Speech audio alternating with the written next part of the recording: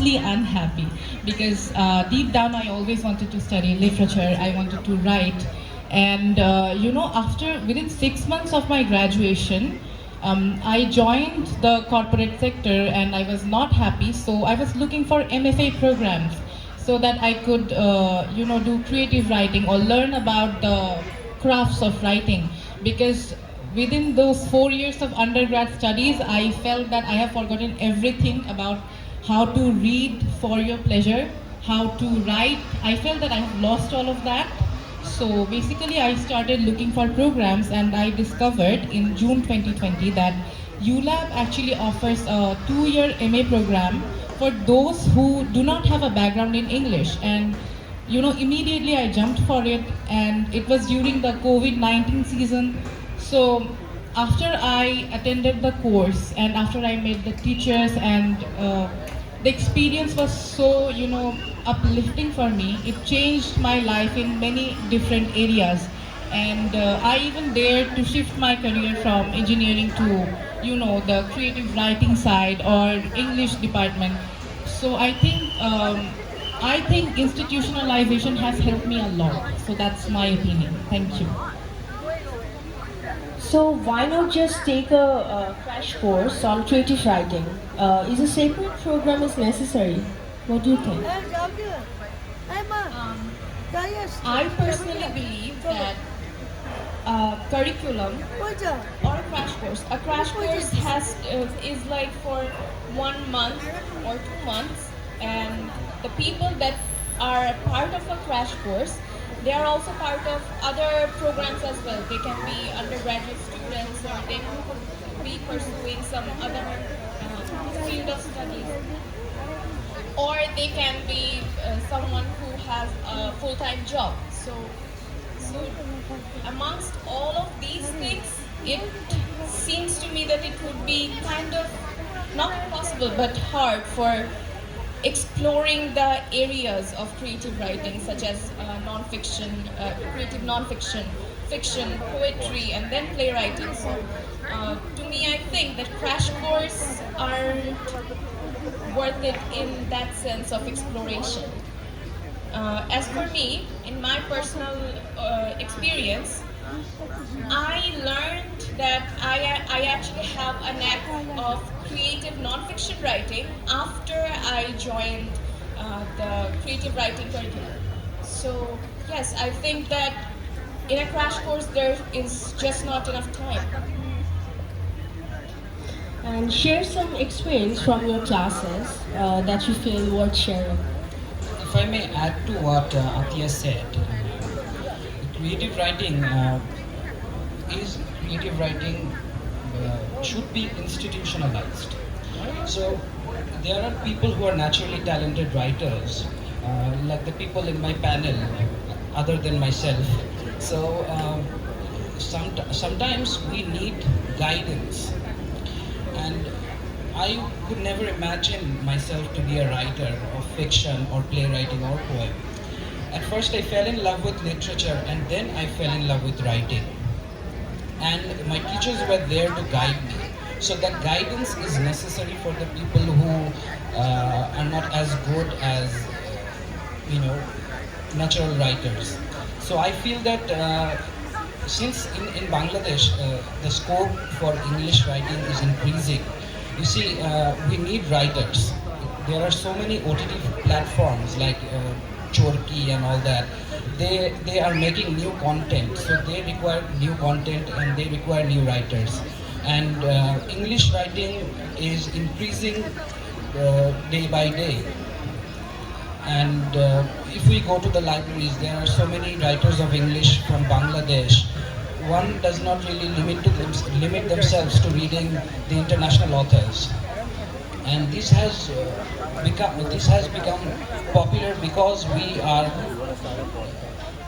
getting interested in writing English. So I feel creative writing should be institutionalized, as it has been going on in the US for 100 years, and in the UK it began since the 1950s. And ULAB has been the torchbearer to introduce this curriculum, and I think other universities should follow as well. would you like to add something?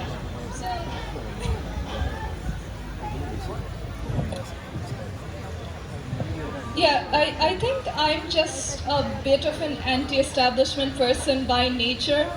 So it's not that I oppose institutionalization of creative writing, but I think what I think is important for degrees like this is that it's very important for these degrees to be descriptivist and not prescriptivist. So you cannot be taking a creative writing degree and be kind of, you know, if you're trying to guide younger writers, you can't be telling them that in order to write a certain kind of fiction or non-fiction or this or that, you have to follow these certain set of guidelines. And I don't think that's what the degree itself does.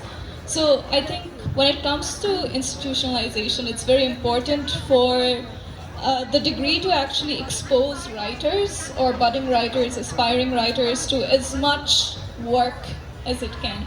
And that really should be at the heart of a degree in creative writing, I think.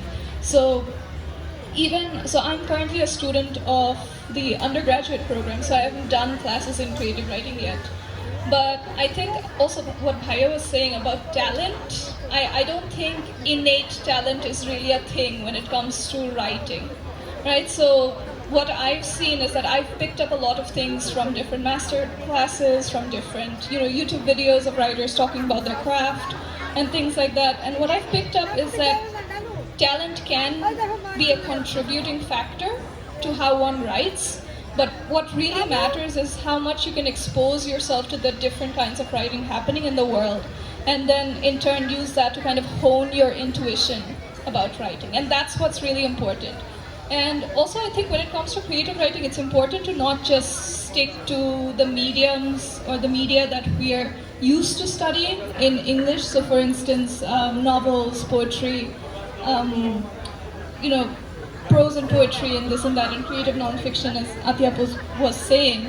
But also I think the modern world brings like this wealth of different types of creative writing. So you have video game writing, you have songwriting, and songwriting is much older. But you have video game writing, and that is such an incredible kind of medium to be exploring storytelling through. You have comic writing, and that is also amazing as a storytelling format. So I think when it comes to institutionalizing a creative writing degree, what really matters is that it helps the students kind of hone their intuition by exposing them to as many different media as it can.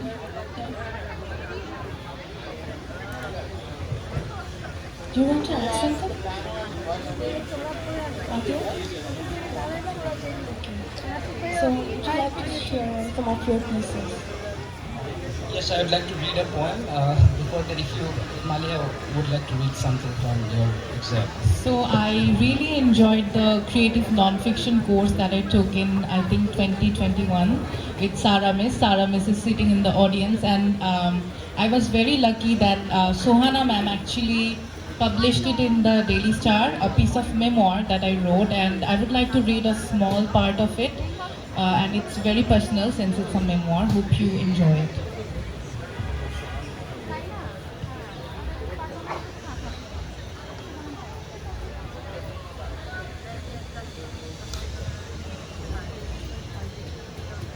So basically I'm from a defense background, so as a result of that I had to travel to many different places.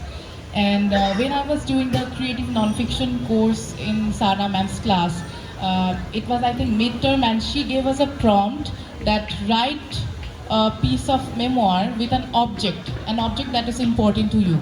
So I wrote about cartoons, because that's an important part of defense life. We always pack and unpack things.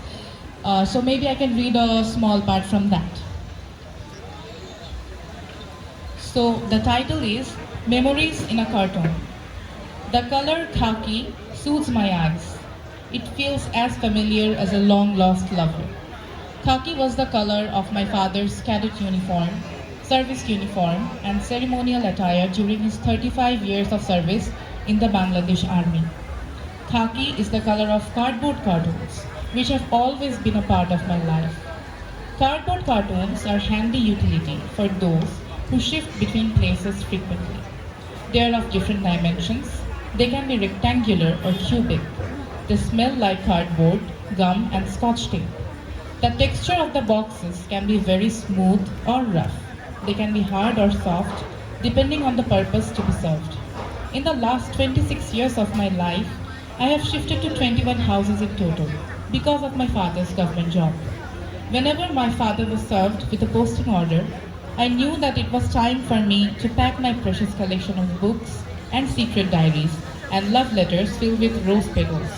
My huge collection of office supplies, coloring books, painting kits, my small whiteboard which I used to use for teaching imaginary students or memorize difficult GRE words, my crest, trophies and report cards, presents from friends whom I will be leaving soon, and the list of items goes on. Cartoons are connectors. They connect my past and future. They carry both the remnants of old memories and the hope for making new memories. Packing and unpacking cartoons has become a reflex. I can do it even in blindfolds now. So I will not continue because it's a long write-up. I would like Risalat to actually read his poetry. Thank you so much. I'd like to read a poem. It's called Dhaka. So this is highly inspired from William Blake's London. So the first time I read that poem, I thought that this might be London, but this is Dhaka, to be honest. Wherever I'm living, this is nothing less than Dhaka. So here it goes. Hopeful, I went to the flower shop to purchase a rose. Dusty, the fragrance did not reach my nose. Hopeless, I went to the gift shop to buy a plastic hibiscus and put artificial fragrance for it to timely last. She would go to the eatery with faint trees and grass. I took a paid motorized vehicle to go to her wearing a mask. Very less the rider and I saw between pointless skyscrapers and big-rimmed roads, also half-naked ladies on capitalistic billboards. Red blood was on the streets all over. Hands and legs scattered, skull and skin did hover. Catastrophic scenes, road or Panipat. Despair on faces, a walkway or Mahabharat. In union, the poor women walk from their hood, working in garment factories to make their livelihood. Some are house helps and some bricklayers, working until dusk, till they begin to tire. I reached the eatery and sat amidst people smoking and backbiting and amoral couples. She arrived and I held her, and I handed her the hibiscus. A false smile she gave, I assumed, in total disgust. Hopeful, I proposed to her for a wedlock. She ignored me and my emotions mock. Left the table I saw when called her did someone well-to-do. Looking at her stature, a wealthy man she previously knew. Hopeless, I headed out and did motionless stand. A child appeared and advanced her right hand. Lots of food to her I gave. She smiled and thanked God, a girl brave. I reached home and tried to peacefully sleep. Hours went by, I did not weep. The feeling of rejection I could not take. Everything in Dhaka is nothing but fake. My sleep is interrupted by mechanical honks, human yell, insignificant arguments, irrelevant stories they tell. Silence I seek, and in my ears a lover's words. I want to be awakened by the chirping of birds. Thank you, if anyone wants to continue. Yes. I would like to share a play that I wrote in my course, playwriting course. So the title is The Unheard Tale of Kamala Sundari. This is hugely inspired from a folk tale, Kamala Sundari. So the reason why I wanted to work on it is because in the folk tale, Kamala is someone who does not have any choice or how her life is going to be, and she just does what anyone tells her, and that's how she just sacrifices her life for a merfolk's wish. So I tried to change it into something, and I tried to give the main character Kamala a voice and her agency back. So the play has 5 characters. One of the characters, Rokia.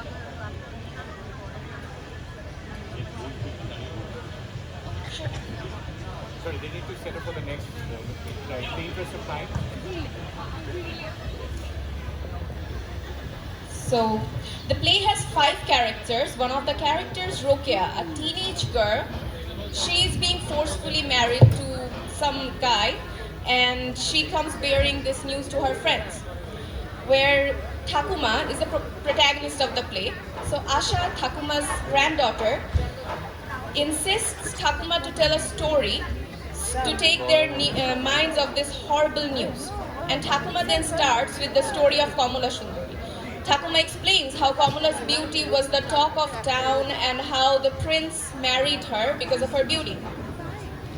The marriage to the prince brought Kamala misfortune. Yet another unfaithful event occurred when Kamala went to Koridiki.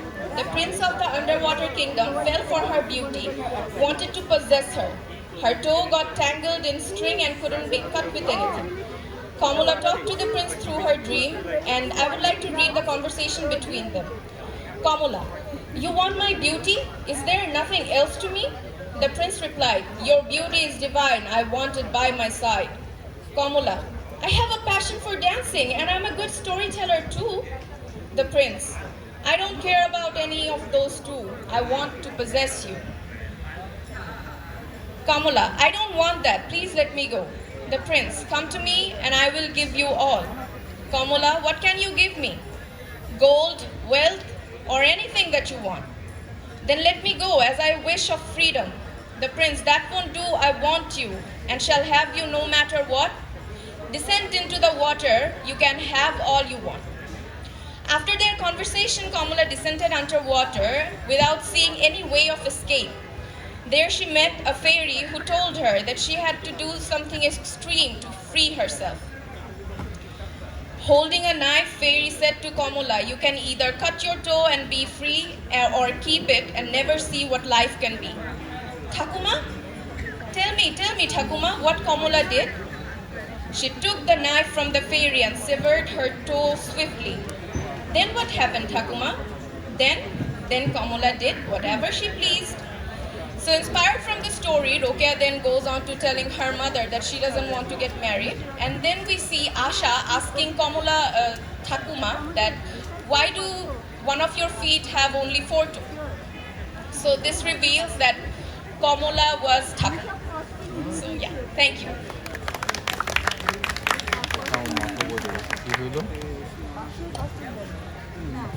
Thank you, everyone.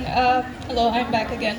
So I'm just going to recite a little poem that I wrote during or just after the COVID pandemic. It was about how, not having spoken to anyone for almost 2 years, what that kind of does to the way that you speak and the things that you say. So the poem is called Tongue, and I think I'll just start. I heard myself speak today, and it made me want to cut out my tongue. But I could not anticipate the loss of a tongue or the alien muscles I had cultivated myself as an unsuspecting replacement. The loss of teeth is felt in bloodied gaps under a restless, rolling tongue. But a missing tongue isn't detected until you play back that video daring your brother to down a wasabi ball that sets his tongue alight, and you realize that yours is no longer there to combust. Until you mouth your own name into a silver-backed mirror and are only handed Germanic dissonance. I have recently been writing of what the virus has taking inventory, a tongue trained to never be lost, half of self, company that now only hears the foreign invasion, foreign taste lacing my mouth. Knuckles bloodied, banging on plexiglass screens, trying to shatter your way through. Watch your mother's parched lipstick lips pucker sweetly, awe, like the English orange, incapable of even miming your own name. You breathe scales, slit eyes, and forked tongues and are taken aback at your own mutilation, floored that they would not rest at the Kohinoor or severed Muslim thumbs. but take your forks and your fangs too, and then charge you for it in decades worth of proficiency tests. Cut out your tongue, bottle it to later chuck into the ocean, and wait for it to grow back as your own. Thank you.